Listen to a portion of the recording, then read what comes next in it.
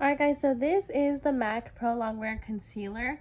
Now, one of my favorite things other than the brightness of it and how well it works, I love when products have a little pump to it just because it's really easy to waste product and I don't like doing that. So I'm really happy that this has a pump.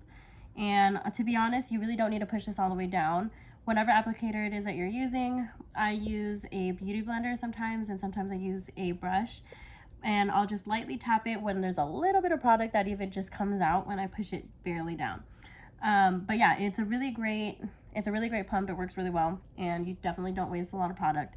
But now as far as the color and the brightness and how well it blends out and things like that, I use this to conceal underneath my eyes. So anything where I feel like it's a little bit dark, where there's just like a little bit of fine lines, that's definitely where I use it. I also use it for contouring.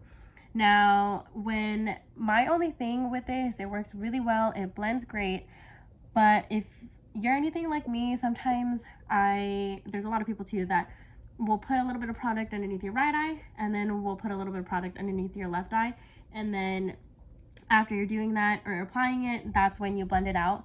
When it comes to this product, to be honest, I like to do it one at a time just because I did notice that it's not as easy to blend it out if you automatically put it all over your face and then attempt to blend it out afterwards.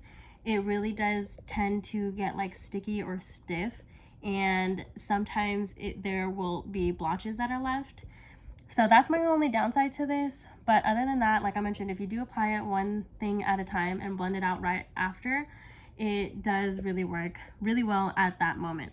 So it just makes me feel like if you blend it out and you let it do its thing afterwards, it basically just almost sets itself into place. So that's my thing about it. It works really great, but like I mentioned, it's just hard to kind of blend out if you do apply it everywhere. Other than that though, it's a really great product.